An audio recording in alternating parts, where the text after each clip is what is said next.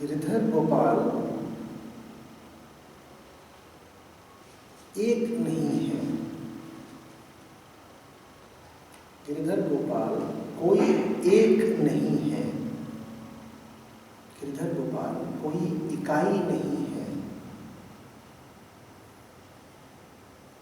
गिरधर गोपाल कुछ भी ऐसा नहीं है जिसकी सीमा बनाई जा सके, जिसकी कल्पना की जा सके, जिसे रूप दिया जा सके या जिसको नाम भी दिया जा सके। और इसका प्रमाण यह है कि जहाँ एक होता है वहाँ दूसरे का होना तय है। और मीरा कह रही है दूसरो न कोई।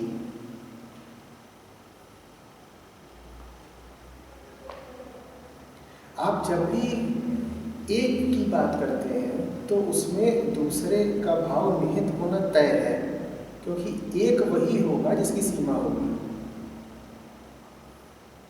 एक अगर कहीं होगा तो कहीं खत्म भी होगा, अन्यथा आप उसे एक कह ना पाए। ये एक यंत्र है। ये यदि एक यंत्र है तो वो यहाँ पे आके खत्म भी हो जा रहा है, यहाँ नहीं है, उसकी एक सीमा है, उसे खत्म होना है। ये एक कुर्सी है। यदि ये एक कुर्सी है तो इसको कहीं पर खत्म होना है। जहाँ एक है वहाँ खात्मा है, जहाँ एक है वहाँ अंत है। गिरधर गोपाल का कोई अंत नहीं हो सकता, इसलिए गिरधर गोपाल कुछ नहीं हो सकते। जो कोई भी कुछ होगा उसे कुछ बना के आप उसका अपमान कर देते हैं, क्योंकि कुछ बनाया नहीं कि बहुत कुछ से उसको निर्वासित कर दिया। मंदिर में मूर्ति रखी नहीं कि उसे घर से, दुकान से और बाजार से निष्कासित कर दिया। दूसरों न कोई, दूसरेपन का अभाव। इस दूसरेपन के अभाव को, जिसे मीरा प्रेम की भाषा में गा रही है, ज्ञान की भाषा में कहते हैं अद्वैत। दूसरापन यानी द्वैत। दूसरापन यानी दो दिखते हैं, अच्छा बुरा, काला सफेद।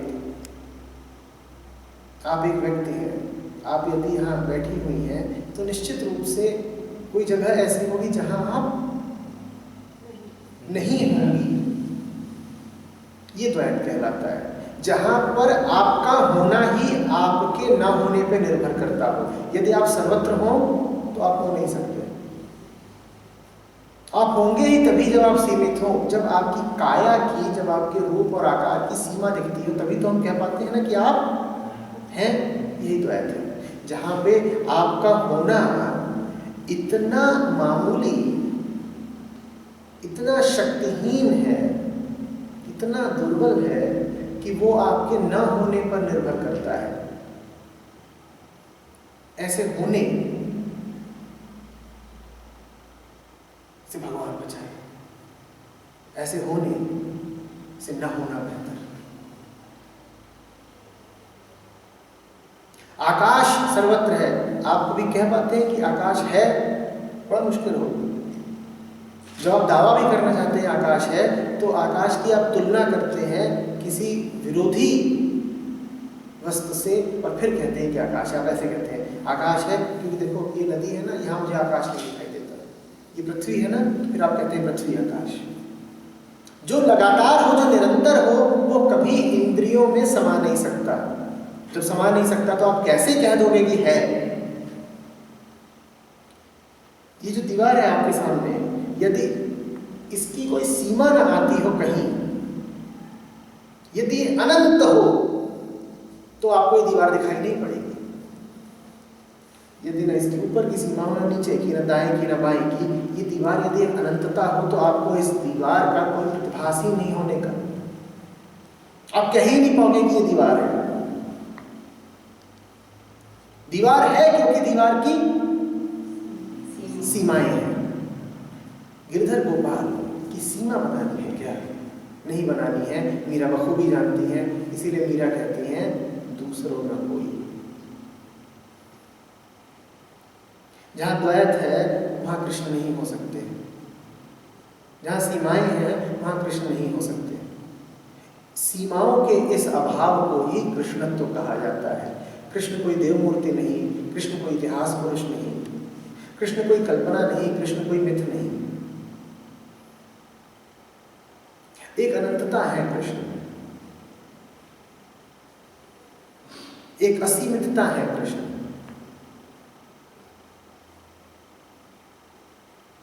एक ऐसी हस्ती जो नाम और चित्त के परे है।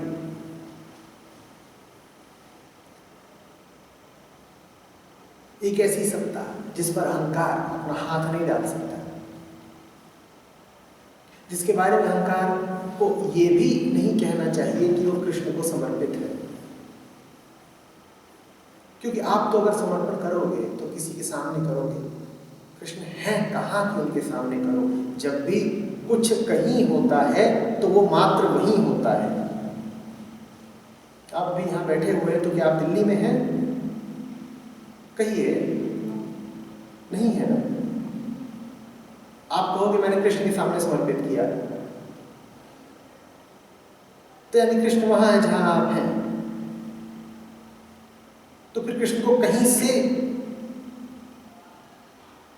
अनुपस्थित भी होना पड़ेगा। आप कहां से कृष्ण को अनुपस्थित करा रहे हो? अपने ही जैसा बना दिया ना उनको कि ऋषिकेश में है तो दिल्ली में नहीं है। और यदि आप कहते हो कि आप कृष्ण के सामने समर्पित हुए तो इसका अर्थ ये भी है कि कोई अन्य भी था जिसके सामने समर्पित होने का विकल्प था। आप कभी ये कहते हो क्या कि आपने ऑक्सीजन की सांस ली? आप सिर्फ इतना ही कह देते हो कि आपने सांस ली, क्योंकि सांस लेने में कोई विकल्प तो होता नहीं है। आप सल्फर डाइऑक्साइड की तो सांस नहीं ले सकते ना, आप मीथेन की तो सांस नहीं ले सकते ना। तो इतना ही कहना काफी होता है कि सांस ली। तो जैसे ये कहना काफी है कि सांस ली, ये पुछल्ला जोड़ना गैर जरूरी है कि मैंने ऑक्सीजन से सांस ली, ठीक इसी तरह से ये कहना काफी है कि समर्पण किया। ये कहना नितांत अनावश्यक है कि कृष्ण के सामने समर्पण किया, क्योंकि और किसके सामने करोगे? और है कौन और कहां? बार बार ये कह करके कि ऑक्सीजन की सांस ली, क्यों शब्दों को बर्बाद करते हो? बार बार ये कह के कि मैं तो कृष्ण का भक्त हूं, क्यों भक्ति को बर्बाद करते हो?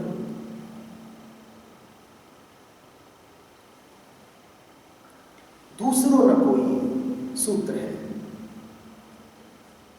मेरो तो गिरधर गोपाल, उसके साथ जो जोड़ा है दूसरों न कोई, ये मीरा की बड़ी महिमा है।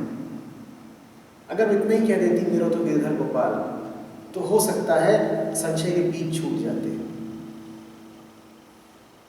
हम भी भूल वही करते हैं जो मीरा चाहती हैं कि हम ना करें।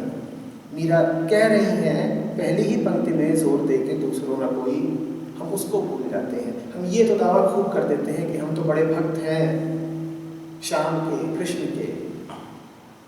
ये देखना भूल ही जाते हैं कि ये दूसरापन हटा कि नहीं हटा, कि कहीं ऐसा तो नहीं कि बहुत सारे दूसरे अभी जीवन में उपस्थित हों। और अगर दूसरापन अभी है जीवन में, द्वैत है जीवन में, तो कृष्ण कहां से आ गए? दूसरों न कोई।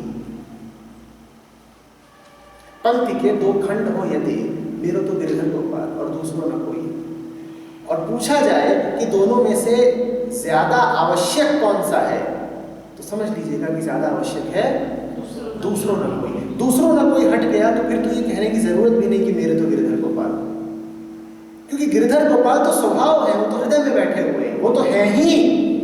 हम दूसरों को ला ला करके उनको आच्छादित कर देते हैं, ढक देते हैं। प्रश्न है आपसे मेरा, दूसरे किस सीमा तक आपके जीवन में मौजूद हैं?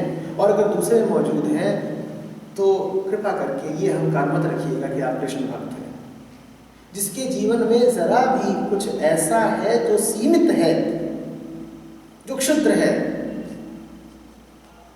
जो समय में आया है और समय जिसे ले जाएगा, जो मानसिक है, जो चित्त में वास करता है, जिस किसी ने उसको महत्व दे रखा है, उसे अभी ये कहने का हक नहीं है कि वो कृष्ण का हुआ। दोनों एक साथ नहीं चल पाएंगे। एक दफे मैंने पूछा था, मैंने कहा था कि निष्ठा को अगर मंदिर में रखोगे तो मूर्ति को कहाँ रखोगे? तुम अगर अपने क्षुद्र मसलों को भी बड़ी गंभीरता से ले रहे हो तो तुमने अपनी क्षुद्रताओं को और कृष्ण को एक ही तल पे तो उतार दिया। ये कृष्ण का महाअपमान है। तुम कहते हो कभी कभी तो मैं सोचता हूं अपनी दुकान के बारे में, अपने परिवार के बारे में, अपनी पढ़ाई के बारे में, अपने रोजगार, अपने पैसे के बारे में, अपनी प्रतिष्ठा के बारे में, और कभी कभी मैं सोच लेता हूं कृष्ण के बारे में और गीता के बारे में और अर्जुन के बारे में। तो तुम देख रहे हो तुम क्या कर रहे हो? तुमने कुछ ऐसा सा कर दिया है कि जैसे ये मेज हो, इस मेज पर बहुत सारे द्रव्य रख दिए गए हो। ये दुकान है, कभी तुम्हारा मन किया तुमने दुकान उठा ली। ये परिवार है, कभी तुम्हारा मन किया तुमने परिवार उठा लिया। ये समाज है, कभी तुम्हारा मन किया तुमने समाज उठा लिया। ये तुम्हारा बैंक बैलेंस है, कभी तुम्हारा मन किया तुमने इसकी परवाह कर ली। ये भविष्य की सुरक्षा है, ये परिवार का मोह है, ये अतीत की घटनाएं हैं, स्मृतियां हैं, और ये कृष्ण और मीरा हैं। कभी कभार तुम्हारा मन किया तुमने इनको भी उठा लिया। तुम देख रहे हो तुमने क्या करा है? तुम किसी के नहीं हो। इन सब का मालिक कौन है? मेरा मन किया मैंने दुकान उठाई, मेरा मन किया बाजार उठाया, मेरा मन किया परिवार उठाया, और मेरा मन किया अगर तो मैं तीर्थ भी कराया। तो सबका मालिक कौन है? मन। तो एक ही भगवान है फिर तुम्हारा अपना अहंकार। दूसरे का ना होना बहुत जरूरी है, अन्यथा तुम यही पाओगे कि तुम दुनियादारी को और कृष्ण को एक ही तल पर रखे हुए हो। जब तुम्हें सुविधा होती है तब तुम रसोई घर में घुस जाते हो, और जब तुम्हें सुविधा होती है तुम पूजा घर में घुस जाते हो। तुमने अपने ही मकान के हिस्से बना रखे हैं। तुमने समय भी निर्धारित कर दिया है, तुमने स्थान भी निर्धारित कर दिया है। दूसरों न कोई, पूरा घर पूजा घर होना चाहिए। और इसीलिए घरों में पूजा घर होना ही नहीं चाहिए, क्योंकि पूजा घर बना करके तुम पूजा घर को सीमित कर देते हो। पूरा घर मंदिर होना चाहिए। शयन कक्ष भी, शौचालय भी, रसोई भी, सब मंदिर होने चाहिए। जिस घर में मंदिर ना हो वो घर तो चलेगा, लेकिन जिस घर में मंदिर एक कोने में हो वो घर नहीं चलेगा। एक कोने में मंदिर बनाने से तो यही अच्छा है कि नहीं बनाओ। मंदिर का अर्थ है असीम को तुम्हारी श्रद्धा, असीम को तुम्हारी भेंट। जो तुम असीम को भेंट में दे रहे हो वो सीमित कैसे हो सकता है? दूसरों न कोई, मन से दूसरों का ख्याल जाता रहना चाहिए। मन से दूसरेपन का ख्याल जाता रहना चाहिए। जब तक मन में दूसरे वास करते रहेंगे तब तक मीरा को जान नहीं पाओगे। नाम रहेंगी तुम्हारे लिए मीरा। मीरा को तो हम बस श्रद्धा रूप में ही जानते हैं ना, कि मीरा बड़ी भक्त थी।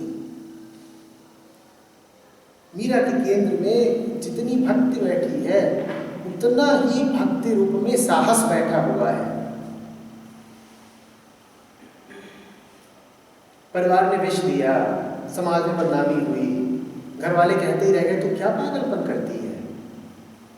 रैदास को गुरु बना लिया, और जाति प्रथा प्रबल थी। रैदास चरमकार थे, बड़ा भारी संत हो तो भी समाज उसे जाति की दृष्टि से ही देख रहा था उन दिनों। समाज को अजीब लगता था। मीरा रानी उच्च वर्ग, उच्च कुल, उच्च वर्ण की जाकर के एक साधारण गरीब तथा कथित निचली जाति के संत के पास बैठती थी।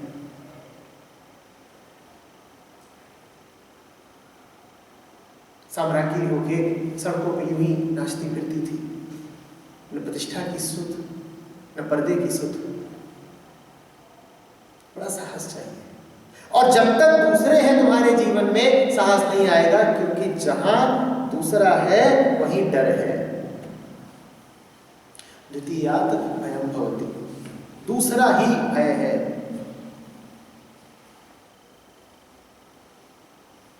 जहां दूसरे मन का भाव आया वहां तुमने अपने आप को सीमित करा लिया और तुम्हें अपनी सुरक्षा का डर लगने नहीं लगेगा।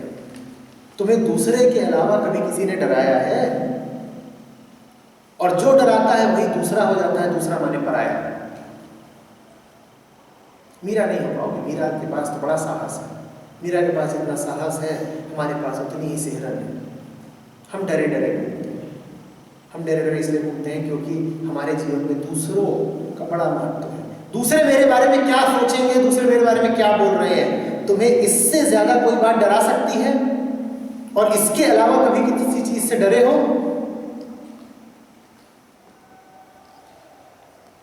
मेरे पास छात्र कुछ साल पहले तक खूब आते थे, कॉलेजों में आना जाना था, उनसे बात करता था। उनका मुंह उतरा देखो, उनसे बात करो, अक्सर एक बात सामने आती थी, बल्कि दो बातें, या तो परीक्षा में अंक ठीक नहीं आ रहे हैं या नौकरी नहीं लग रही है। इसके अलावा उन्हें कोई तकलीफ आमतौर पर होती नहीं थी। तो एक दफ़े ऐसे ही मिले, सुबह सुबह, अच्छा मौसम, ऐसे ही बसंत खिला हुआ था, और मिले और मुंह उतरा हुआ है। मैंने कहा हुआ क्या, बोलो तो। बोलने को राजी नहीं। अब बैठे हुए हैं 50-100 जने, मैं पूछ रहा हूँ बात क्या है, बताओ। 3-4 साल पहले की बात होगी। नहीं, कुछ नहीं। लगे कि रो देंगे। फिर पता चला कि अभी 2-4 दिन पहले इनका परीक्षा परिणाम आया है। सब लटके हुए थे। मैंने कहा किस बात में उदास हो, सही बता। तुम्हारा ये परीक्षा फल ऐसा ही रहे, लेकिन इसे किसी अलमारी में बंद कर दिया जाए, जीवन भर किसी को पता न चले, माँ बाप भी ना जान पाए, कभी किसी इंटरव्यू में भी न पूछा जाए, कभी कहीं प्रदर्शित करने की जरूरत न पड़े, तो क्या तब भी इतने उदास रहोगे? बोले ऐसा हो नहीं सकता, कोई ना कोई तो जान ही लेगा, कोई ना कोई तो पकड़ ही लेगा। मैंने कहा मैं कर देता हूँ, ऐसा नहीं होगा। बोलो तो कि जो नंबर आए हैं इतने ही रहेंगे, कभी किसी को पता नहीं चलने वाले। तो बोले फिर कोई समस्या नहीं, या अगर है भी तो बस 5% बची, हल हो गई। मैंने कहा तुम देख रहे हो, तुम्हें बुरा ये नहीं लग रहा कि नंबर कम आए, तुम्हें बुरा ये लग रहा है कि दूसरे क्या सोचेंगे, दूसरों की नज़र में गिर तो नहीं जाओगे, दूसरों को दिखाओगे तो क्या सफाई दोगे। नौकरी न लगने में भी यही बात है। अपने खर्चे तो बड़े मामूली हैं, पूछो कि कितने खर्चे हैं तुम्हारे महीने के, तो कोई 6-8 हज़ार से ज़्यादा बोले ही ना, कोई तो बोले 2-3 हज़ार। तो इसके लिए रो रहे हो क्या? नौकरी न लगने के पर रोने की वजह ये है कि इतना भी कमा नहीं पाओगे। बोले इतना तो कमा लेंगे कुछ भी करके, ये क्या है, मामूली सी रकम में कुछ भी करेंगे आ जाएगी। तो फिर क्यों रोते हो नौकरी लगी तो समझ जाओ जवाब क्या रहेगा लोगों को। दूसरा ही तुम्हारे दुख का कारण है। हम क्योंकि हैं नहीं, हम दूसरों की नजर में कुछ होते हैं, अन्यथा हम मौलिक रूप से, मूल रूप से, मुक्त रूप से कुछ होते ही नहीं। हमारा अस्तित्व कहाँ होता है? दूसरे की दृष्टि में। अब जीने के 2 ही तरीके हैं, या तो कृष्ण की शरण में जी लो मीरा की तरह, और फिर तुम्हें किसी की फिक्र की जरूरत नहीं है क्योंकि दूसरों ने हुई। या जाओ और दूसरों की नजरों में जियो, और दूसरे उठा दे तो उठ जाओ, दूसरे गिरा दे तो गिर जाओ, उम्र भर डरते डरते कांपते कांपते जियोगे, किसी को पता तो नहीं लग गया हमारे दुर्गुणों का। और अगर कुछ अच्छा हो गया है तो भुक्क हो जाओगे, ढिढोरा पीटोगे, पूरी दुनिया को पता चलना चाहिए।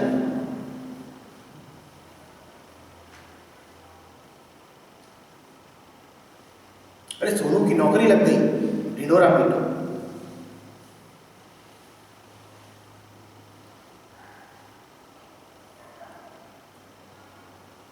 भक्त है मेरा,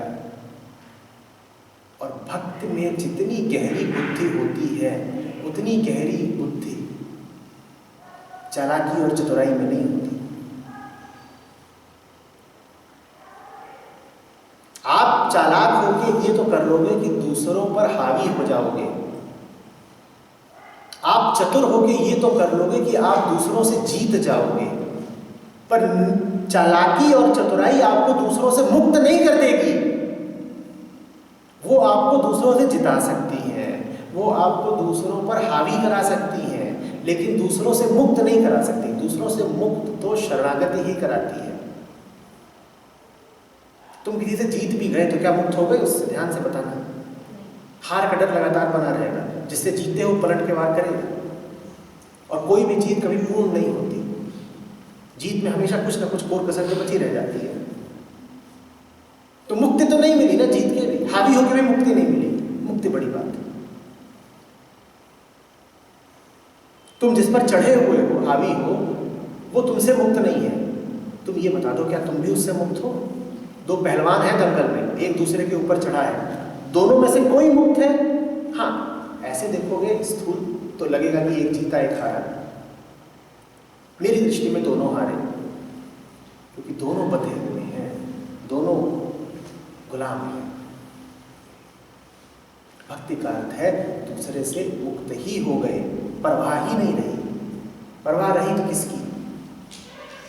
कहिए किसकी? कृष्ण की। और कृष्ण आपके अभिमत के, आपकी कल्पना के, आपकी बुद्धि के, आपकी कलाकृति के गुलाम नहीं है। आप मंदिर बना लें, उसमें देव मूर्ति प्रतिष्ठापित करते हैं, उसे कृष्ण नहीं कहते। आप कहीं चले जाएं और तीर्थ यात्रा कर आए, उसको भगवान नहीं कहते। दूसरेपन का अभाव है कृष्णत्व, बार बार कह रहा हूं, और इसीलिए मीरा ने दोनों बातों को एक ही पंक्ति में एक साथ अगल बगल जोड़ के कहा है। दूसरेपन का अभाव, जब तक जीवन से ये दूसरे नहीं विदा हुए, तब तक कहां आप कृष्ण की बात कर रहे हैं? झूठी बात।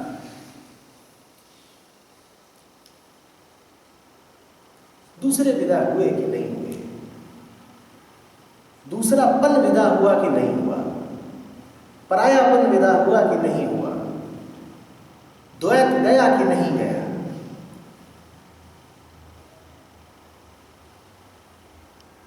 समझ रहे हैं? याद रखिएगा, अगर द्वैत नहीं गया है तो सबसे बड़ा द्वैत होता है आना और जाना।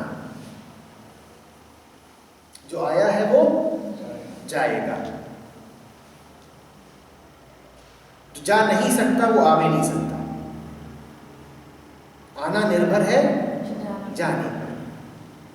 अगर जीवन से द्वैत नहीं गया है तो आप कृष्ण से कोई वफादारी नहीं निभा पाएंगे। क्यों? क्योंकि कृष्ण भी फिर आपके लिए आने जाने वाली चीज रहेंगे।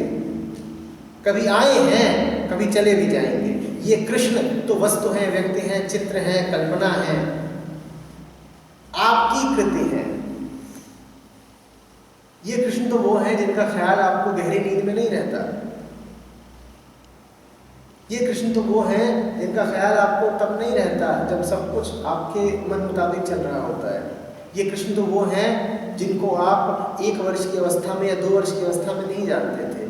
ये कृष्ण तो वो हैं जिन्होंने कहानियों के माध्यम से और ज्ञान के माध्यम से कभी आपके चित्त में स्मृति रूप में प्रवेश किया था, कभी आए थे। अगर कभी आए थे तो जाना भी फिर तय है। जिन कृष्ण का जाना तय है, आप उनके प्रति समर्पित कैसे हो पाएंगे? जो कृष्ण आपके जीवन में आए ही दूसरों के माध्यम से थे, वो तो दूसरों का ही संबल लेकर के खड़े हुए हैं। कभी आपको किसी ने बता दिया था कृष्ण, तो कृष्ण आपके जीवन में आ गए। कई परिस्थितियां बदलेगी, दूसरे और हावी हो जाएंगे, वो कुछ और कहेंगे, वो कृष्ण पर हावी हो जाएगा। ये कौन सी वफादारी हुई? ये कौन सी भक्ति हुई? जो किसी का नहीं होता वो कृष्ण का हो जाता है, और जो कृष्ण का हो गया समूचा संसार उसका हो जाता है। ये बड़ी अजीब बात है। हम चाहते हैं लोग हमारे रहे, हम चाहते हैं कि हमारे नात रिश्तेदार, बेटा बेटी, पति पत्नी, भाई दोस्त हमसे वफा करें, लेकिन जो आपसे ही वफा कर रहा है वो कृष्ण से वफा कैसे कर पाएगा? जिसे कृष्ण से वफा निभानी है उसे तो सारे संसार की दृष्टि में बेवफा होना ही पड़ेगा। लेकिन कहानी यहाँ रुकती नहीं है। जो कृष्ण का हो गया, दोहरा रहा हो, पूरा संसार उसका हो जाता है, भले ही प्रथमतया ये लगा हो कि वो संसार के प्रति बेवफा है, कि जैसे उसकी कोई निष्ठा नहीं। हम इतना डूबे हुए हैं आकंठ दुनियादारी निभाने में कि हमारे लिए तो दुनिया ही दुनिया है और कृष्ण भी दुनिया के हिस्से मात्र हैं। जब दिख जाए कि दुनिया निस्सार है, तब जानना कि कृष्ण की कृपा हुई तुम पर। और जिस दिन दिख गया कि दुनिया निस्सार है, उस दिन दुनिया से ऐसा प्यार उठेगा तुम्हें कि छलकता छलकता फिरेगा। ये बात विरोधाभासी लगेगी, तुम कहोगे क्या कह रहे हैं? आज तो तुम्हें दुनिया सारयुक्त लगती है ना, मैं पूछ रहा हूं, आज प्यार है तुम्हें दुनिया से?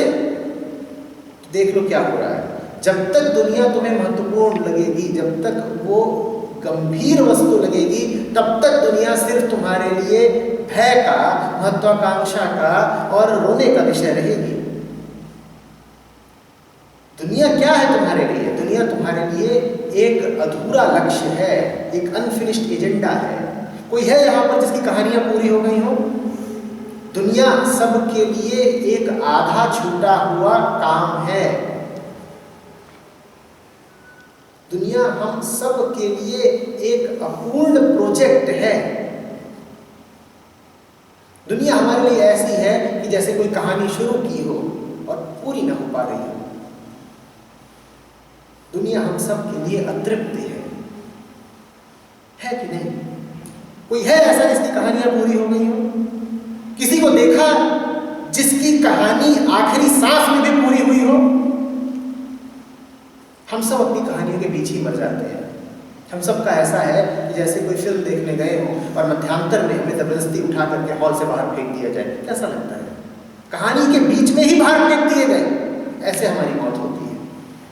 कहानी अभी चल ही रही थी, गुड्डू का विदेश से आना बाकी था, गुड़िया की शादी अभी बाकी थी और मौत आ गई, और तुम मौत से कह रहे हो थोड़ी राहत दे, जरा सा रुक जा। वो कहेगी धन बहुत देखे तू जैसे, चल।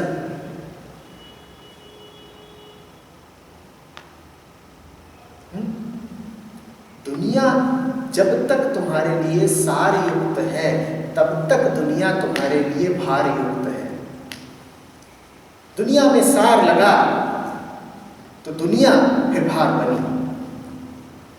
जब दुनिया तुम्हारे लिए निस्सार हो जाएगी, तब दुनिया भयानक नहीं लगेगी, तब दुनिया से प्रेम का रिश्ता बैठेगा। जहां डर है वहां प्रेम तो नहीं हो सकता ना। दुनिया गंभीर लगती है, कीमती और महत्वपूर्ण लगती है, तो दुनिया से डरते रहोगे। जब कहोगे दुनिया से कोई लेना देना नहीं, तब दुनिया से एक अलग लेन देन शुरू होता है, वो मोहब्बत कहलाती है। ये बात हमें अजीब लगेगी। हम कहेंगे साहब जिनसे मोहब्बत होती है उनसे तो रिश्ता नाता होता है ना, लेन देन होता है ना। हमारे जिस तरह के लेन देन होते हैं उनमें कोई मोहब्बत नहीं होती। ये लेन देन जब रुक जाए तब मोहब्बत जानना। हमारे तो जैसे लेन देन होते हैं वो तो व्यापार के होते हैं। तू मेरा है तो मेरे लिए करके ला, और मेरे लिए करके ला रहा है तब तक मेरा है। और जिस दिन तूने मेरी उम्मीदों पर खरा उतरना छोड़ दिया उस दिन तू मेरा नहीं। हमारा लेन देन वाला प्यार है। मैं कह रहा हूं जिस दिन ये लेन देन वाला प्यार रुकता है, जिस दिन दुनिया तुम्हारे लिए निस्सार हो जाती है, उस दिन दुनिया तुम्हारे लिए उपहार हो जाती है। अब उसके लिए कोई कीमत नहीं चुकानी पड़ी, ना कुछ देना नहीं पड़ा, अब बस लिया है। अब अनुग्रह उठता है भीतर से।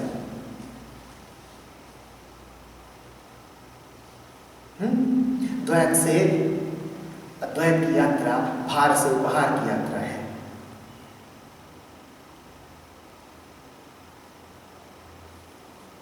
दुनिया को छोड़ दो, दुनिया तुम्हारी हो जाएगी। इसी को कृष्ण तो कहते हैं। अभी बीते सत्र में मैं सुदामा की कथा कह रहा था, कितनी मीठी है। कृष्ण के पास गए, कुछ मांगा नहीं, सब मिल गया। मांगने जाओगे टूटी कौड़ी बन पाओगे, और उससे भी बुरा ये हो सकता है कि मांगने जाओ और जो मांगो मिल भी जाए। अब तो लगा लो नर्क हो गया।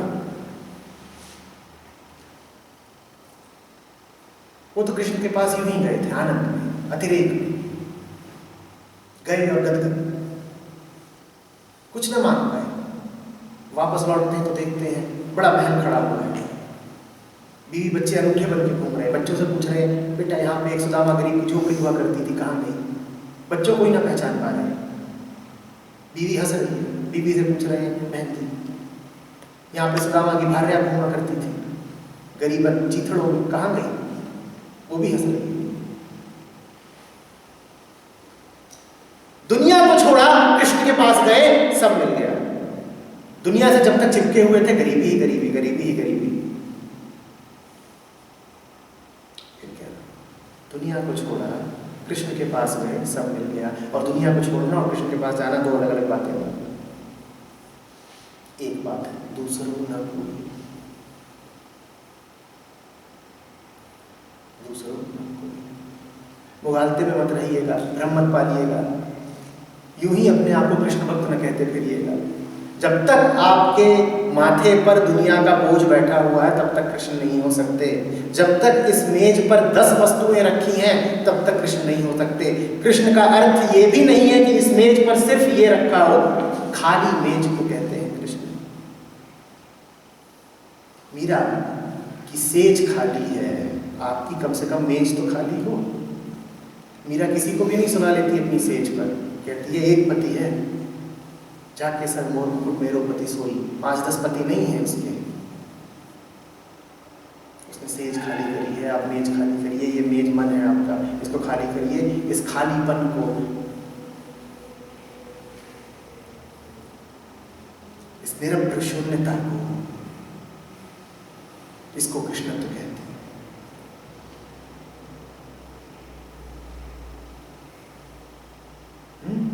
सेज सजानी नहीं है, खाली करनी है। जब तुम्हारी सेज खाली हो जाती है तो उस पर परमात्मा उतरता है। जब तुम्हारा मन खाली हो जाता है तब उस पर कृष्ण उतरते हैं।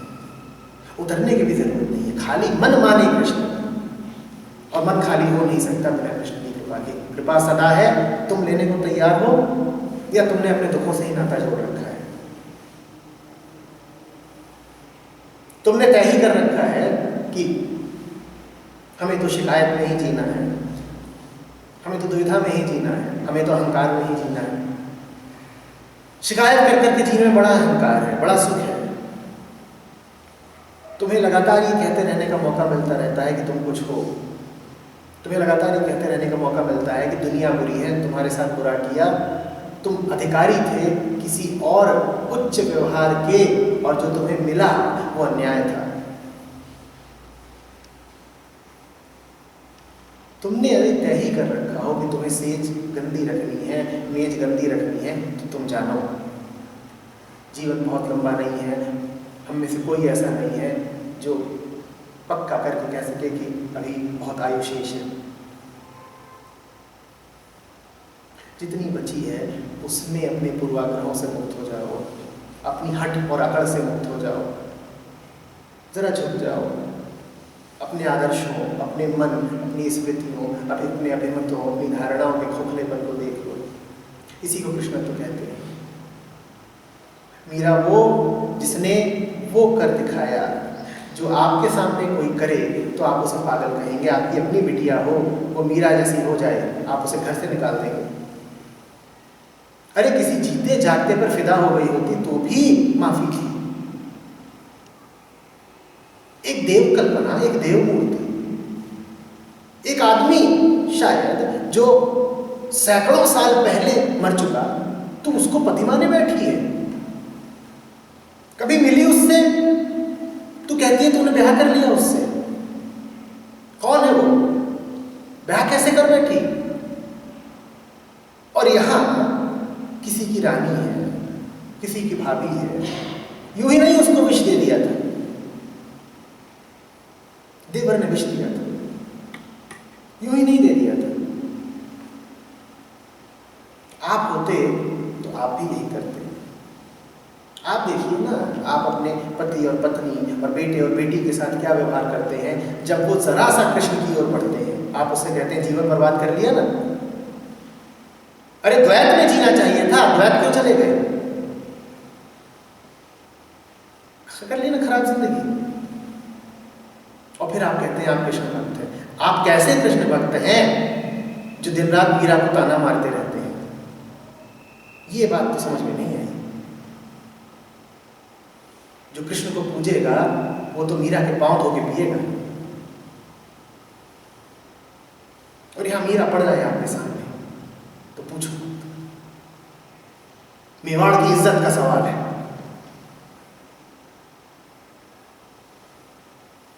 राजस्थान की नाक नहीं झुकनी चाहिए।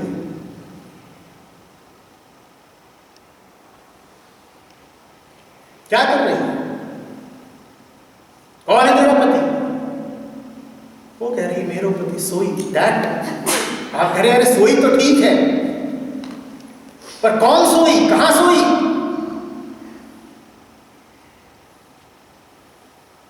वो बस कह रही है सोई। अब कह रहे यही तो हमें पसंद नहीं है, काहे सोई?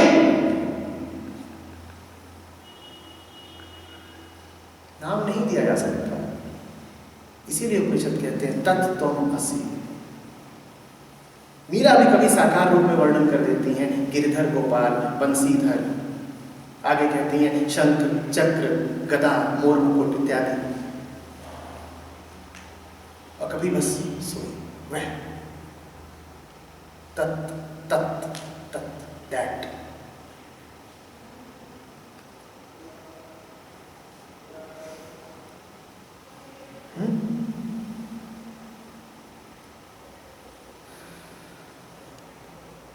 मीरा को देखिए,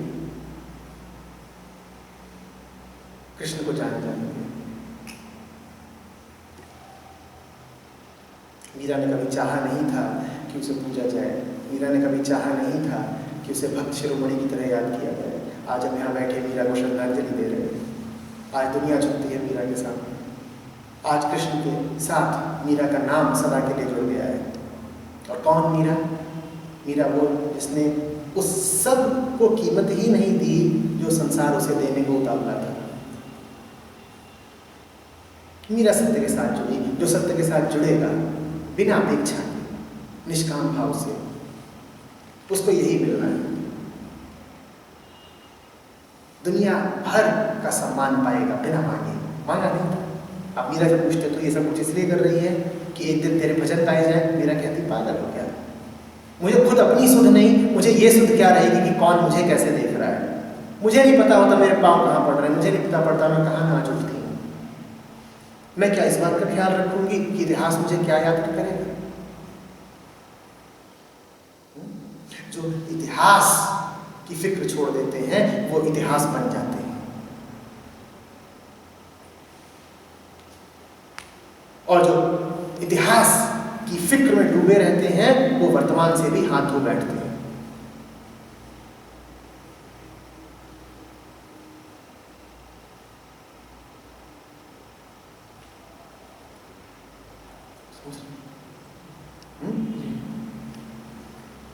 ये शिविर है, 4 दिनों तक इस बात का पूरा पूरा ख्याल करें कि आपका मन कहां जाकर के अटक रहा है। जितना ज्यादा उसे दुनियादारी में लोटता देखें, फंसता देखें, उतना जान लें कि अभी कृष्ण बहुत दूर है। उतना जान लें कि अभी तो मन को इधर उधर का जूठन ही पसंद आ रहा है, राजभोग नहीं। बहुत सुंदर है कबीर का, मैं इसे बोलते थकता नहीं हूं। पहले तो मन कागा था, करता आत्मघात, अब तो मन हंसा हुआ मोती चुन चुन खात। आपका मन क्या है, कागा की हंसा? देखा है कौवे, जहां विष्ठा देखता है, जहां मैला देखता है, वहीं चोंच डाल देता है। आप कहां चोंच डालने जाते हो? आपका मन किधर को आकर्षित हो जाता है?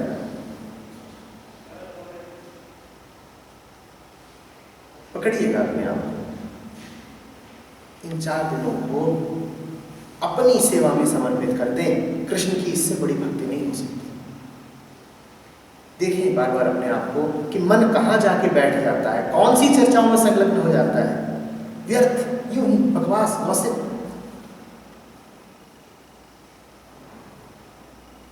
खुद भी चेते, दूसरों को भी चेताएं। इन्हीं 2 शब्दों को मरहम की तरह भी और तीर की तरह भी इस्तेमाल करें, कागा और हंसा। बस इतना ही बोल दें। जहां देखे कि मन फिसला, धीरे से बोले कागा। अब अपने दल में है, वहां भी किसी को फिसलता देखे, बस उसे धीरे से कह दें कागा। और जब भी कागा कहें तो गूंजना चाहिए भीतर, करता आत्मघात। जो मन कागा है वो अपना ही घात कर रहा है, अपने को ही मारे डाल रहा है, अपनी ही यंत्रणा का कारण बन रहा है। और जब कागा उड़ जाए, उस उड़ जाने को कहते हैं हंस। बड़ा सुंदर है हंसो। जब आप हंसो का जाप करते हैं ना, तो कहते हैं सोहम हंसो हंसो हंसो हंसो हंसो हंसो। हंस कुछ है नहीं, कौवे के उड़ जाने को ही कहते हैं हंसत्व, हंसता। उसमें भी वही आ गया, सोहम, तत्व, दैट एम आई, वो हूं मैं, सोहम। नाम नहीं है, प्रतिमा नहीं है, मूर्ति नहीं है, बस सोहम, वो हूं मैं। कौवा उड़ा, किसी को हंस का आना मानिएगा, किसी अन्य विशिष्ट हंस की प्रतीक्षा मत करिएगा।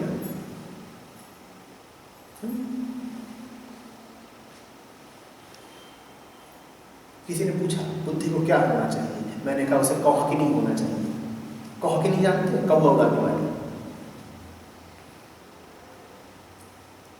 यही बुद्धि का उचित किरदार है। कौवा उड़ाओ, कौवा आए तुम कौवे को उड़ा दो। कौवे का काम है आना, काव काव करना। मन में हर समय सैकड़ों कौवे काव काव काव काव। तुम्हारा क्या काम है? कौवा उड़ाना। उड़ाना नहीं है तो बस इतना कर दो कि कौवों को रोटी न डालो, मैला न डालो, कौवे नहीं आएंगे। जो कमरा साफ हो वहां मक्खियों को आते देखा है? और मैले कमरे से मक्खियां उड़ाते फिरो तो जीतोगे कभी? कहीं बोली है। तुम किसी दालान में बिखरा दो खूब मैला, जूठन, और फिर देखो वहां कौवों की दावत। कौवा उड़ाने का क्या अर्थ हुआ? कौवों के लिए जो कुछ आकर्षक है वो रखो ही मत। तुम वो रखोगे नहीं, कौवे आएंगे नहीं। कौवे नहीं आए उसी अवस्था को कहते हैं सोहम, हंस अंतर आया। अब तो मन हंसा है, मोती चुन चुन खा। तो कृष्णत्व घूम फिर करके एक छोटी सी बात पे आ जाता है, जीवन से जूठा हटा दो। जीवन से जूठन हटा दो। एक बड़ी सुंदर ज़ेन कहानी है। एक आगंतुक आया ज़ेन गुरु के पास, बोलता है ज़ेन सिखाइए। रात्रि का समय था, आश्रम में भोजन हो चुका था। आगंतुक बोल रहा है मुझे ज़ेन बताइए। गुरु ने पूछा भोजन हो गया? बोला जी। बोले फिर अपनी प्लेट को साफ करके रख देना, जूठन मत छोड़ना। ये है जीवन में जूठन न रखने का अर्थ। जो हो गया है उसको साफ करके रख दो। खाना खाने के बाद क्या करते हो? बर्तन को साफ कर देते हो। अब खा लिया, मैला क्यों छोड़ना? यही है कृष्ण। यही है जीवन में जूठन न रखना। जूठन नहीं रखा, कौवे नहीं आएंगे। कौवों का ना आना ही हंस का प्रादुर्भाव है। जो हो गया उसे साफ करके छोड़ दो, जूठा बनाए मत रखो। कल खाए थे पकौड़े, कढ़ाई में आज भी तेल क्यों है? उत्तर दो। कल बनी थी कढ़ी, मठा आज भी क्यों फैला हुआ है? बहुत हंस। या फिर चटोरे। बहुत लोगों को आनंद आता है कढ़ाई में जो कोने कोने में चिपका होता है उसको उंगली से खरोच खरोच के चाटने में। हम वैसे ही हैं। अरे बड़ी स्वादिष्ट कढ़ी थी कल की, उसे आज भी चाटो तो भोजन भले नहीं मिलता पर याद तो आ जाती है वापस। पेट नहीं भरेगा उससे पर चटोरी जबान को तृप्ति तो मिलेगी। हम वैसे हैं।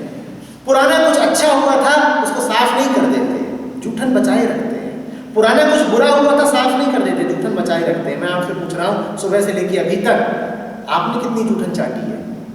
कितनी बातें पुरानी करी है? बीते हुए लम्हों में कितना स्वाद उठाया है? उत्तर दीजिए। ऐसा था और वैसा था, ये हो गया और वो हो गया। जूठन जूठन चाटते रहो। कितने चटोरे चाटे जा रहे हैं। बर्तन साफ क्यों नहीं करती? वैसे तो कहती है हम बड़ी गृहस्थी जानते हैं और रसोई इतनी मैली है, कढ़ाई भी छोटी, चम्मच भी छोटी।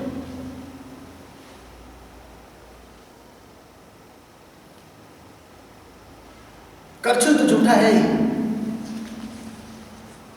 चम्मच बता रहा था, करछुल उठा उठा के चाट। आपने किसको देखे? किसकी दाढ़ी में तिनका?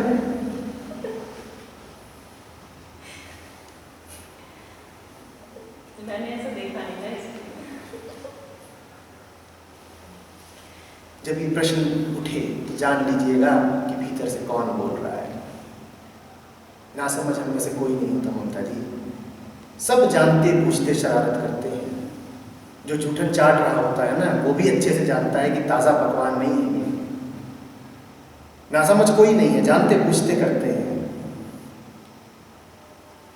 फिर इसीलिए भीतर से बेचैनी उठती है, फिर इसीलिए प्रश्न उठता है। फिर कह रहा हूं जूठन न चाटिए, अतीत गया। और जूठन चाटने का शौक हो तो याद रख लीजिएगा कि भगवान को जूठे का भोग नहीं लगाया जाता।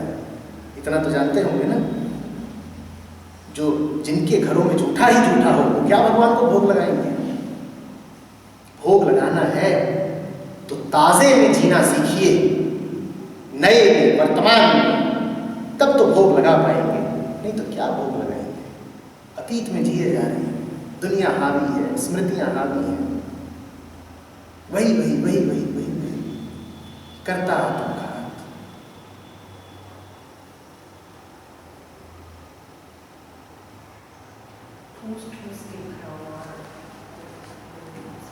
दोनों बातें ठूस ठूस के भरा हुआ है जूठन तब भी। और जो आपकी स्थिति है वही कमोबेश तब की स्थिति, मेरी भी वही। हम सब एक ही थे।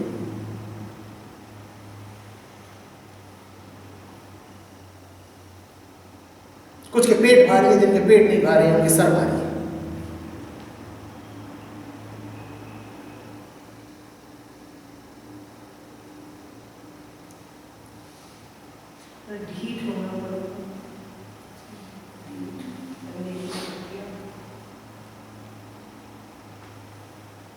क्या करें, ढीठ होना पड़ेगा। ढीठ है होना पड़ेगा। वो ढिठाई, वो दृढ़ता अपनी नहीं होती, वो कृष्ण दे देते हैं। कृष्ण को देखा ना कितने ढीठ हैं। वो अर्जुन बाण नहीं चला रहा है, उसके पीछे लगे हुए हैं। और जब तक उसने मार नहीं दिया सबको तब तक माने नहीं, ऐसी ढिठाई है उनकी। और ये भी वो कहता था बीच बीच में, हो गया अब 3 मार दिए अब तो जाने दो, और नहीं अभी वो बचे चलो, जब तक आखिरी नहीं गिरवा दिया तब तक मान नहीं रहे। उसको भी धोखे से नीचे मार, जान में मार, जान में मार।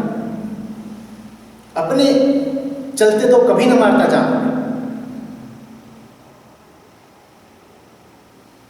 वो ढिठाई आपकी अपनी नहीं हो पाएगी, उसको स्थिरता कहते हैं, उसको केंद्रीयता कहते हैं, उसको दृढ़ता कहते हैं।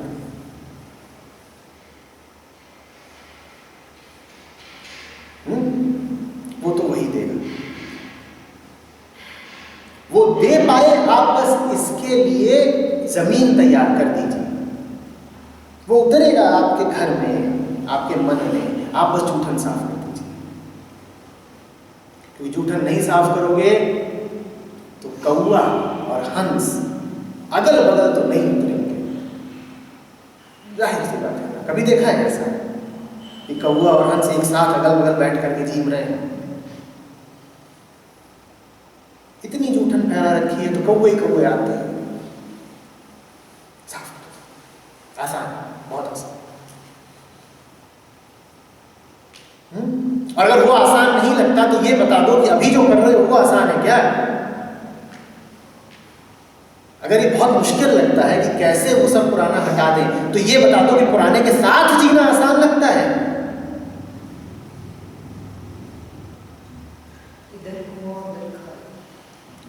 पर वो जो खाई है वो कम से कम एक बार की है। इसीलिए तो बेचैनी होती है। खाई में एक बार जाएंगे फिर मुक्ति है। वहां तो रोज रोज रोज रोज रोज रोज आपको ही निचोड़ रहा है, आपके ही रक्त से भरा हुआ है वो कुआं। आपको कोई व्याधि हो गई हो, कोई बड़ा फोड़ा हो पेट में, वो न मरने देता है, न जीने देता है, न खाने देता है, न सोने देता है, और आप कृष्णाए हुए जा रहे हैं और मानसिक रूप से विक्षिप्त हुए जा रहे हैं।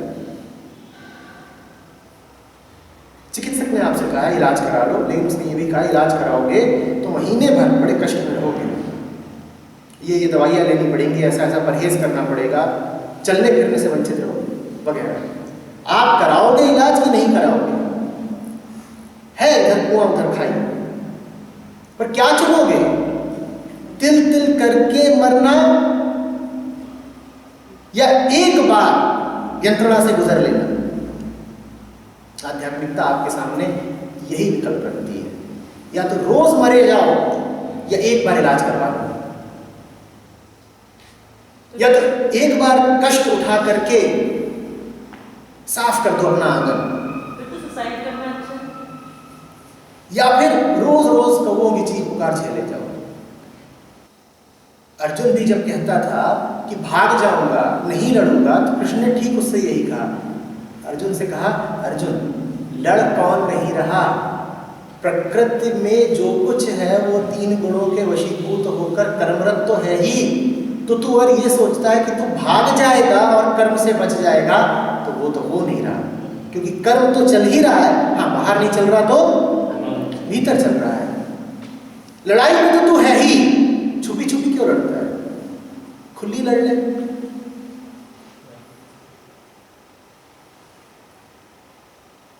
ये रोज रोज की से बाहर जाओ ना, झाड़ू उठाओ, पोछा उठाओ, पानी डालो, कौवा भगाओ। स्वच्छ भारत अभियान, उसका वास्तविक अर्थ यही है।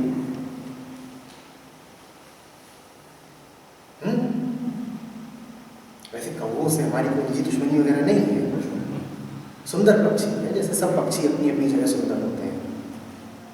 पर यहाँ कौवा संकेत देते हैं, कहीं आप कौवों के दुश्मन ना बने।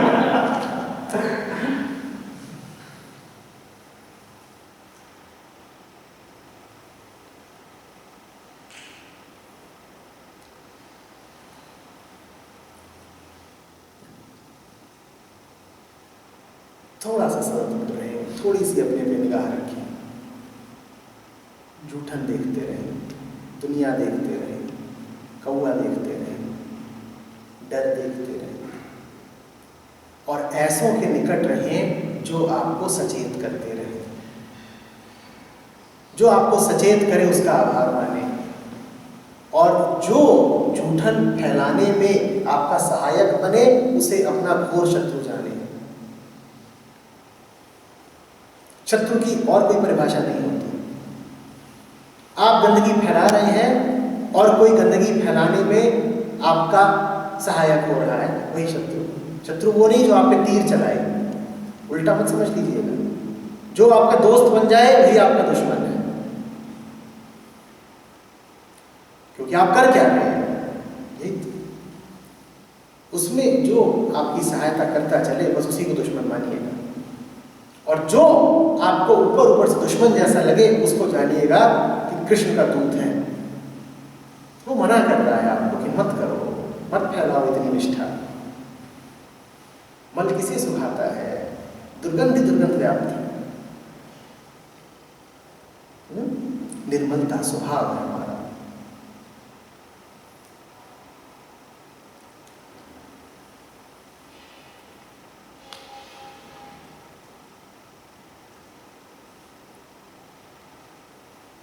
मीरा कागज पर नहीं रह जानी चाहिए, खून में बहनी चाहिए, तब नाम लीजिएगा कृष्ण का, नहीं तो पाखंड है।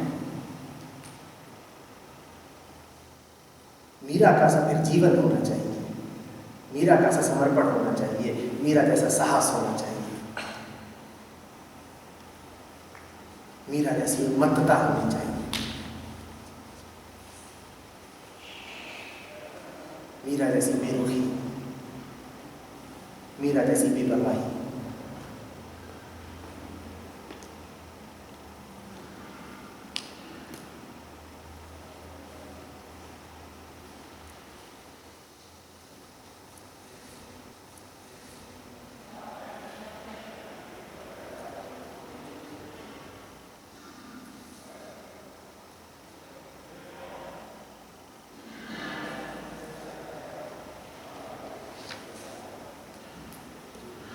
कैसे अद्वैत रहें, जूठन से दूर रहें, कागज से दूर रहें, संसार में रहते हुए संसार से दूर रहें। मतलब हम सुन रहे हैं, समझ रहे हैं, फिर उससे रहेंगे, कैसे से दूर रहें, सचेत रहें। संसार में राणा भी थे और रैदास भी थे। संसार में राणा भी थे और अब ये तो मीरा पर है ना कि किसको चुनती है। आपको अगर मोतियों से और तलवारों से और शक्ति से और सत्ता से प्यार है तो आपको रैदास दिखाई ही नहीं देंगे, और आपको अगर सत्य से और कृष्ण से प्यार है तो आप राणा को छोड़ के रैदास के हो जाएंगे। रैदास भी संसार में ही थे, बस महलों में नहीं थे। तो ये तो तर्क दीजिएगा ही ना कि अगर जूठन से दूर हुए तो पूरे संसार से दूर होना पड़ेगा। कृष्ण नहीं अवतरित हुए थे संसार में, और राम नहीं अवतरित हुए थे, और कबीर नहीं हुए थे, और नानक नहीं हुए थे। तो क्या बोल रहे हो कि संसार माने तो दूषण, संसार माने तो उच्चिष्ट।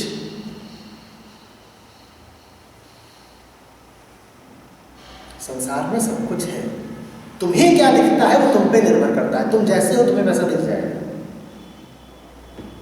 कौवे की नजर कहां जाके पड़ेगी?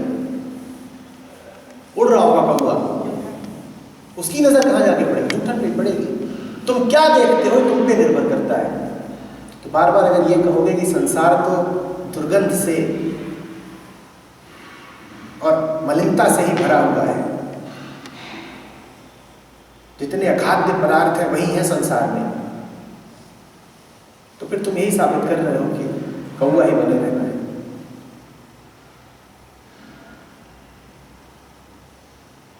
संसार अपने आप में कुछ भी नहीं है, तुम्हारी प्रतिध्वनि है संसार।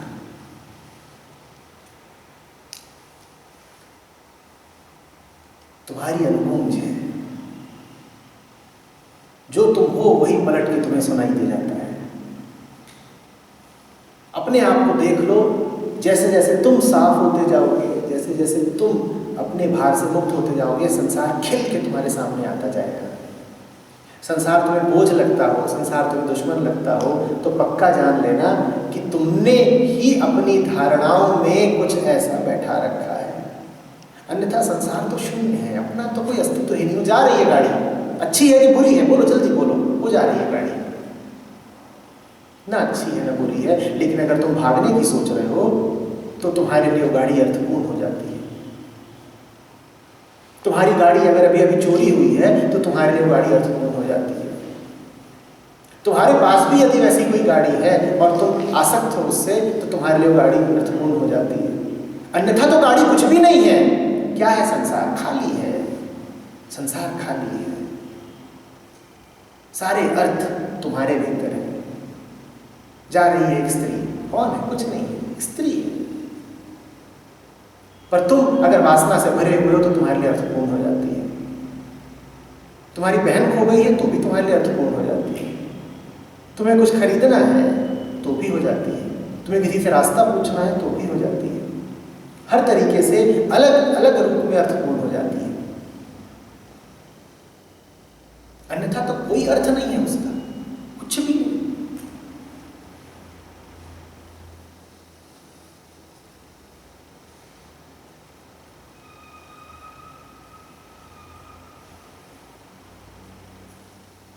संसार को दोष मत देना,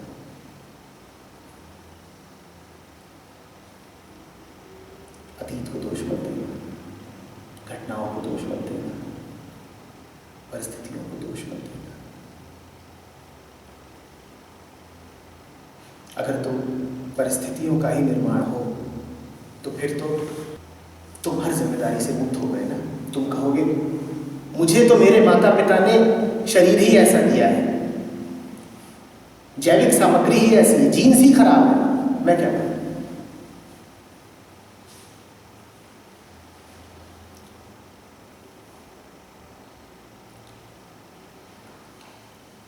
मार्क्स इत्यादि में बाकी तो बड़ी बुद्धिमत्तापूर्ण बातें करी, पर इस एक बात से उन्होंने बड़ा नुकसान भी किया है। वो जो उन्होंने कह दिया ना कि मनुष्य अपनी परिस्थितियों का उत्पाद होता है, बड़ी गड़बड़ बात है।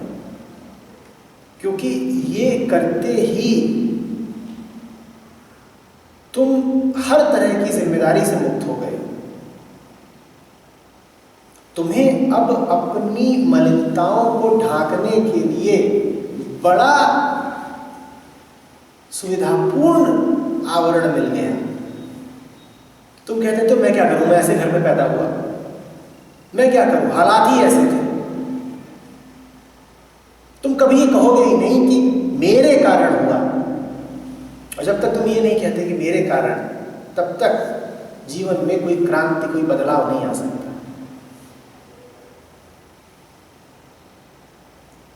हालातों पर दोषारोपण तो बहुत आसान होता है, हालातों पर रोना मत रोना।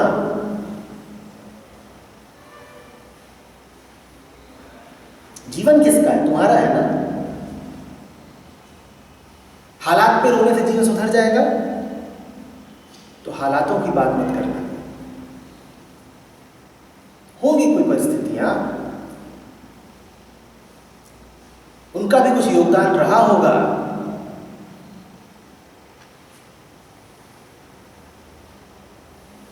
कुछ अंश उनका भी होगा। लेकिन अगर तुम भूखे हो तो कारण गिनते बैठोगे या रोटी ढूंढोगे? दिन भर के प्यासे हो, कारणों से प्यास को सुझा लोगे। ये पानी चाहिए, अब गंगा के पास आए हो, प्यास बुझाओ। पीछे के कारणों में लिपटे मत रह जाओ।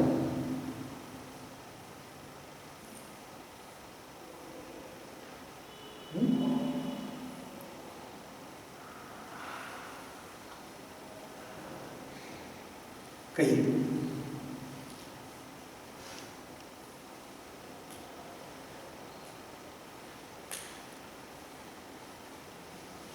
आचार्य जी, जब मीरा कह रही है दूसरा न कोई, तो रैदास और कृष्ण में फ़र्क देखना ठीक होगा या कोई फ़र्क है दोनों में? नहीं, कोई फ़र्क नहीं है, बिल्कुल कोई फ़र्क नहीं है। जब आप कृष्ण के साथ होते हैं, सिर्फ तब कृष्ण के आदेशानुसार आपकी आंखें एक रैदास ढूंढ निकालती हैं, अन्यथा तो मोचित है। बैठते रहे होंगे किसी सड़क किनारे, इतने लोग आते जाते रहे होंगे, किसने उनको अपना गुरु बना लिया। और रैदास की बड़ी महिमा है। रैदास किसी भी तरह से कबीर से कम नहीं है, पर कितनों को रैदास की परख थी? मीरा को थी। रैदास को तुम तभी परख पाओगे जब पहले तुम कृष्ण के साथ हो। संसार में तुम्हारे चुनाव तभी सही होंगे जब तुम कृष्ण के साथ हो।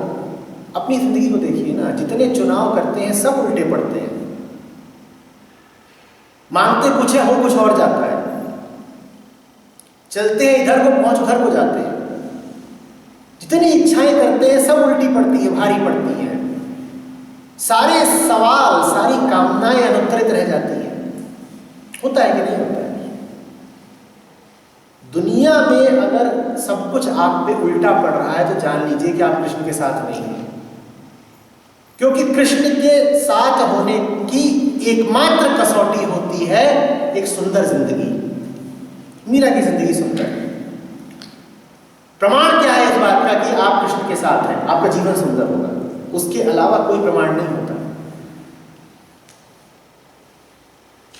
हमारा जीवन अगर कुरूप है, हमारे जीवन में अगर तमाम तरह की जटिलताएं हैं और व्याधियां हैं, तो वो इस बात का सूचक है कि हमने कृष्ण से नाता तोड़ रखा है।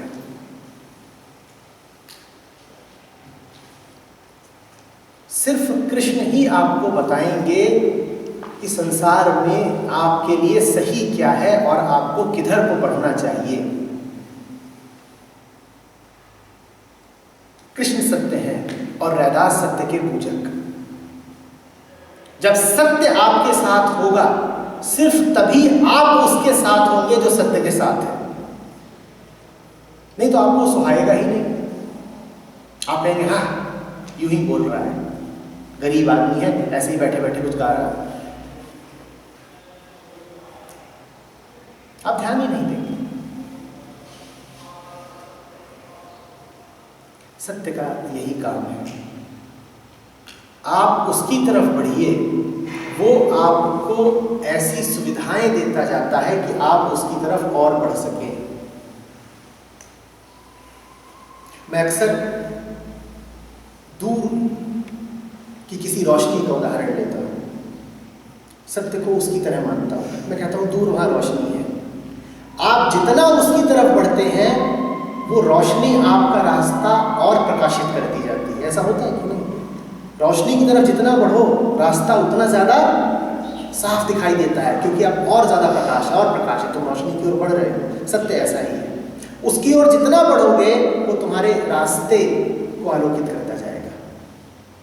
तुम कृष्ण की ओर जितना बढ़ोगे तुम्हें रास्ते में उतने रैदास मिलते जाएंगे, और कृष्ण से जितना छिटकोगे तुम पाओगे रैदास कहीं मिलते ही नहीं। तुम्हारी जिंदगी में अगर कोई गुरु नहीं है, कोई रैदास नहीं है, तो जान लेना कि तुम सर्वप्रथम कृष्ण से छिटके हुए हो। तुम बढ़ो कृष्ण की ओर, हो नहीं सकता कि रास्ते में तुम्हें गुरु न मिल जाए। न रोशनी अनुपलब्ध है, न कृष्ण अनुपलब्ध है, न गुरु अनुपलब्ध है। तुम देखो कि तुम कैसे पीठ फेर के बैठे रहते हो। उनकी तो उपलब्धि हमेशा रहती है। तुम आए उनके पास कभी? तुम तो अपनी दुनियादारी में ही व्यस्त थे। तुम्हारे पास तो अपनी धारणाएं थी, तुम्हारे पास तो अपने कामों का लेखा जोखा था।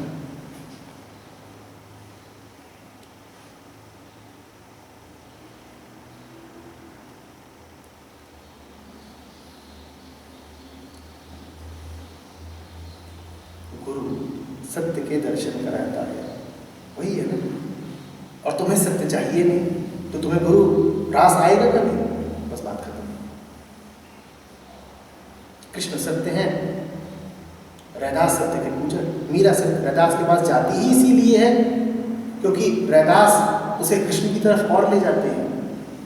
मीरा का प्रेम और सघन होता है रैदास की संगति में। यही सत्संग है, जिसके पास बैठ करके सत्य का प्रेम और प्रबल होने लगे, उसको सत्संग जानना।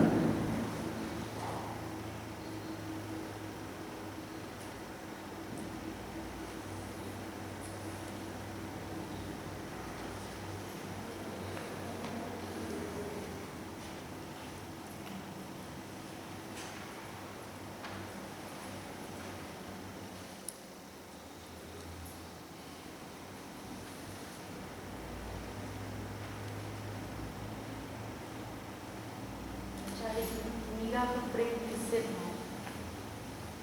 मीरा का प्रेम दूसरों ना कोई से था। किसी व्यक्ति या वस्तु विशेष से प्रेम करा तो संसार से ही बंध के रह गए। संसार की निस्सारता को देखना ही कृष्ण प्रेम है, कुछ और नहीं है। तो ये प्रश्न कि मीरा का प्रेम किससे था, हमारी प्रेम के प्रति जो धारणा है, जो पूर्वाग्रह है, बस उन्हीं को उजागर करता है। हमें लगता है प्रेम किसी व्यक्ति विशेष के प्रति ही हो सकता है। प्रेम अगर वास्तविक है तो सच्चाई से होगा, बाकी सब तो आकर्षण है, लगाव है, यूं ही चिपक गए, वो सब प्रेम थोड़ी होता है। वो तो आनी जानी चीजें होती हैं। मीरा की गहन बुद्धिमत्ता है कि देखती है अपने चारों ओर और समझ जाती है कि इस सब में चैन नहीं पाऊंगी। और चारों ओर से अर्थ है वो सब कुछ जो देखा जा सकता है सब देख लेती है। राज्य में चैन पाऊंगी ना, रिश्तों में चैन पाऊंगी ना, संपत्ति में चैन पाऊंगी ना, बुद्धि में चैन पाऊंगी ना, ज्ञान में चैन पाऊंगी ना।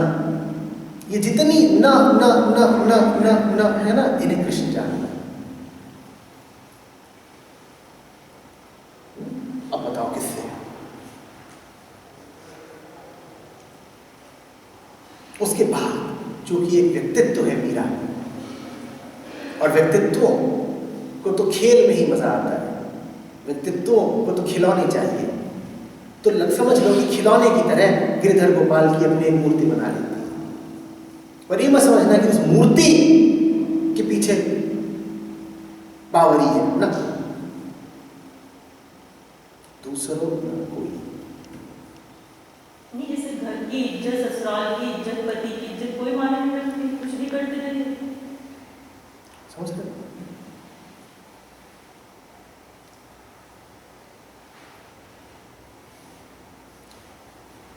जब ध्यान से देखते हैं तो समझ में आता है कि इज्जत क्या है और बेइज्जती क्या है। नहीं, जैसे मीरा ने इज्जत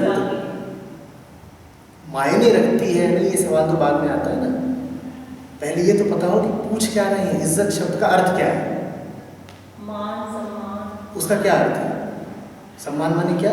सामाजिक दायरे में जो अपेक्षाएं हैं उनसे प्रतिकूल जाना। सम्मान माने क्या? जब आप कहें कि आप उनका सम्मान करती हैं तो उसका क्या अर्थ है? जब ज्ञान न हो तो प्रश्न उचित होना चाहिए। प्रश्न होना चाहिए कि आचार्य जी सम्मान माने क्या?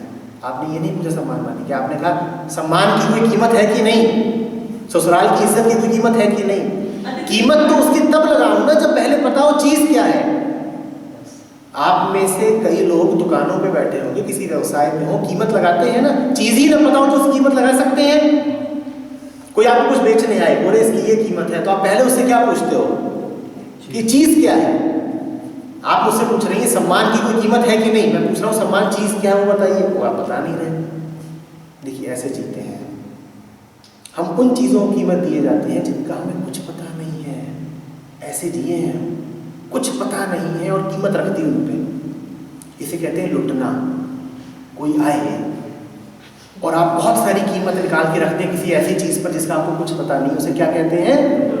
लुट गए। हमारे लिए सम्मान सिर्फ हमारे अहंकार की पूर्ति है। सामने वाला आए और आपकी प्रशंसा में कुछ कह दे या आपके सामने झुक जाए, इसको आप कहते हैं सम्मान। इसीलिए संतों ने बार बार सम्मान के खोखलेपन को उजागर किया है। सम्मान पे मत चलना। नहीं, हमारे ऐसे होते कि बेटियां विदा करने होता होगा, हमें उससे क्या रुचि है। हमने अभी कहा कि हमने अभी भी कहा कि दुनिया क्या करती है, इसी चीज से मुक्त होना है। और बार बार उसी का हवाला देके आप उसको और कीमती बना रही हैं। इसी से तो मुक्त होना है ना, कि दूसरे क्या करते हैं और क्या कहते हैं।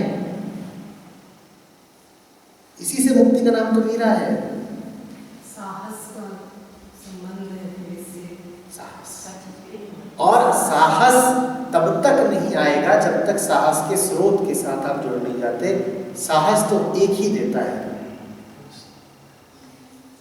साहस के स्रोत के साथ जुड़ना, तो कई चीज़ों से हटना भी है।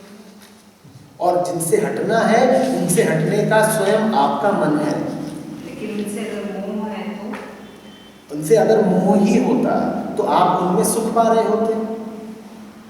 मोह याद है, मोहन नहीं याद है।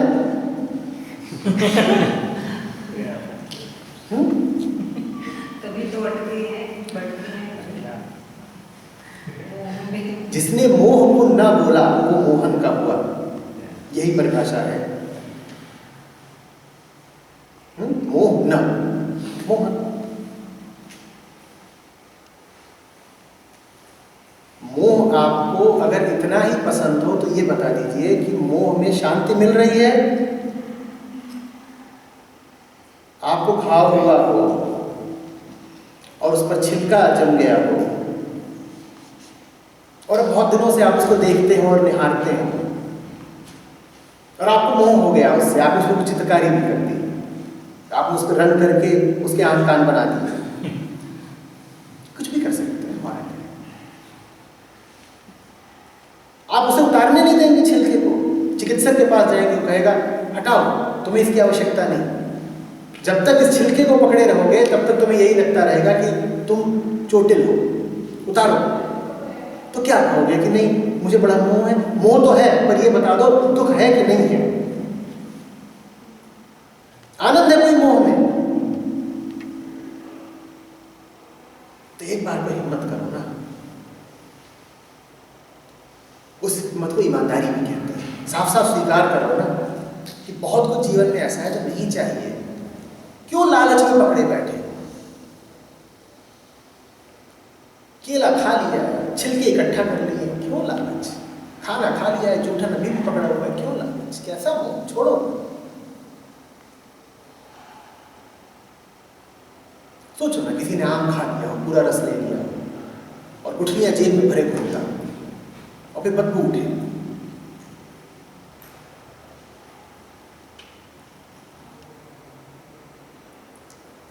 ईमानदारी का अर्थ यही है कि एक बार जान जाइए कि क्या दुख दे रहा है, तो कम से कम प्रयोग तो करिए कि क्या पता है इसके बिना जीना संभव ही हो। पूरा नहीं छोड़ सकते तो इतना सा छोड़ के देखिए। जरा सा छोड़ेंगे ना, एक कदम बढ़ाएंगे रोशनी की ओर, रास्ता और साफ होता जाएगा। जरा सा प्रयोग करके देखेंगे तो खुद ही ताकत और बढ़ती जाएगी, मिलती जाएगी। आप प्रयोग ही नहीं करते, आप पहले ही हार मान के बैठ गए। आपने मान ही लिया है कि जीवन तो दुख के लिए ही है। आप इसलिए नहीं पैदा हुए हो कि दुख भोगो। संताप आपकी नियति नहीं है। बहुत अगर मन दृढ़ ना हो रहा हो तो जरा सा, थोड़ा सा कहिए, बोलिए। छोटे शहरों में जब शॉपिंग मॉल वगैरह बनते हैं तो वहाँ ये एस्केलेटर होते हैं। कुंदन बड़े मज़े लेके बताते हैं कि पटना में भी होता है कि उनके आगे कतार लगी होती है, क्योंकि लोगों ने नए नए देखे होते हैं तो उन पे पाँव रखते डरते हैं। समझ रहे हो? महिलाएं तो खास तौर पे डरती हैं। वो देख रही हैं, उसको देख रही हैं, ऊपर चला जा रहा है, पाँव रखे, गिर पड़े, क्या होगा? और गिरने से ज़्यादा उन्हें लगता है गिर जाएंगे इतने लोगों के सामने तो इज्जत का क्या होगा, अरे सम्मान। अब वो गिर गई है, कोहनी टूट गई है, घुटना छिल गया, उसे वो सब नहीं दिख रहा। उसे देखा तो नहीं किसी ने? कभी किसी को गिरते देखा है खुले में? वो उठेगा तो सबसे पहले फिर कहीं कोने में जाके जाएगा और फिर पूछेगा हाँ साहब क्या हुआ, चोट लग गई, क्या हुआ? नहीं कुछ भी नहीं, हम तो यूं ही आसन लगा रहे थे।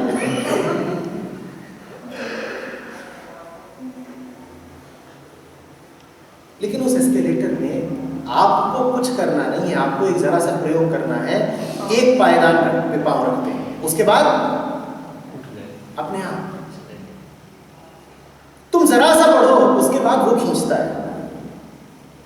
तुम दिखाओ अपनी अपनी इच्छा, उसके बाद उसका काम है।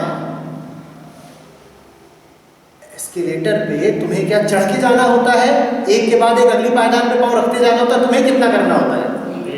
एक कदम। तुम एक कदम बढ़ो, बाकी खुद खींच ले। लेकिन वह कतार लगी होती है, पहले ही कदम नहीं लग रही होती है, अगर गिर गए तो इज्जत का क्या होगा। अब कई तो इसी बात से शेयर करेंगे, अच्छा एक कदम रखा तो पूरा खींच लाएगा ऊपर तक। यही तो हमें डर था, यही साजिश हमें पता था। जरा सा हाथ थमाया नहीं कि पूरा पकड़ के खींच ही ले जाएगा सीधे ऊपर, मोक्ष। संपत्ति और धन सब नीचे छूटा है।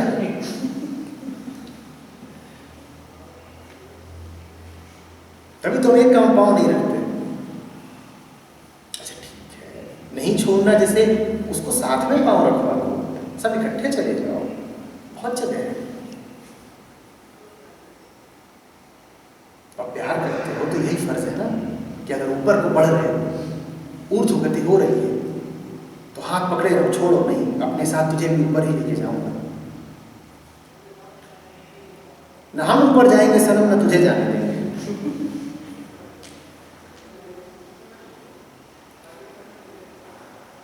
ऐसे तो उसकी जगह से देखिए तो सब नन्हे मुन्ने ही तो हैं। आप क्यों ये माने बैठी हैं कि आप प्रौढ़ा हो गए? आप भी अभी बचपन में ही हैं, सब नन्हे मुन्ने ही हैं। जो ही अभी कृष्ण तक नहीं पहुंचा वही अभी नन्हा मुन्ना है। वयस्कता का तो अर्थ ही होता है कृष्ण की प्राप्ति। आप अभी बच्ची हैं, बहुत छोटी सी, अपने आप को बिल्कुल बड़ा मत समझा करिए। मीरा जैसे साहस की कमी तो मीरा में साहस नहीं है, निर्भयता है, दोनों में अंतर है। मैंने साहस कह दिया था, वो सटीक बात नहीं थी। निर्भयता है, निर्भयता होती है किसी चीज का अभाव। किसका अभाव? संसार का। संसार ही भय है, निर्भयता है, साहस नहीं। साहस तो ऐसा लगता है कि कोई विशिष्ट चीज है जो अलग से आ गई है उसके भीतर ना। मीरा के पास कुछ खास नहीं है, उसके पास किसी ऐसी चीज की कमी है जो आपके पास है। आपके पास ज्यादा है, मीरा के पास कम है। आपके पास क्या है? आपके पास संसार है, इसीलिए आपके पास भय है। मीरा के पास कमी है, इसीलिए उसके पास निर्भयता है। मीरा ने वो सब छोड़ रखा है जो आपने पकड़ रखा है। भाई मजेदार बात है ना, जब आप छोड़ देते हो तो सब मिल जाता है। छोड़ने से डरो मत, जो छोड़ा है सो पाएगा, जो पकड़ेगा गंवाएगा।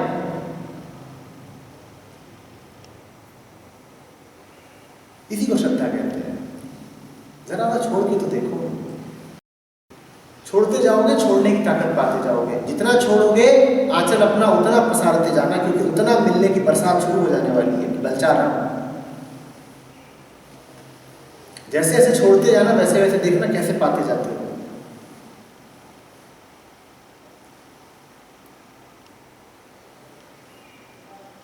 मुट्ठी में रेत भरे बैठे हो,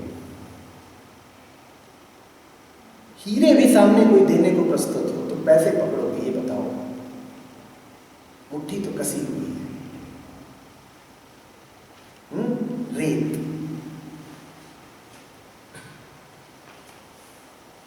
छोड़ के तो देखो कितना मिलता है। आमंत्रण दे रहा है, ललकार। अरे जहां जैसे हो सके वैसे, क्या पता चोट लग जाए इसी बात से। अच्छा ललकारा तो लो छोड़ा। अच्छा प्रार्थना कर रहा हूं, तुम जैसे छोड़ दो वैसे कह रहा हूं। मुझे गुरु मान के छोड़ो तो गुरु मान के छोड़ दो, मुझे प्रार्थी मान के छोड़ो तो प्रार्थी मान के छोड़ दो। जरा सा छोड़ के देखो तो, जरा पकड़ ढीली करके देखो तो मजा आता है कि नहीं। कितने लोग गए वहां नहा के? कितने लोग आए बताओ? क्या बैठे हुए? इसी को तो कहते हैं पकड़ छोड़ना।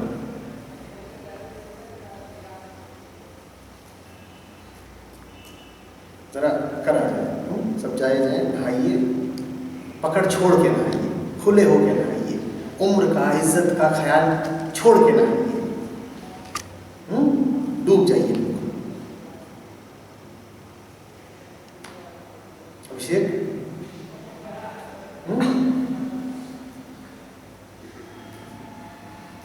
डरना नहीं। स्थितियां कितनी भी विकट हैं, डूबो और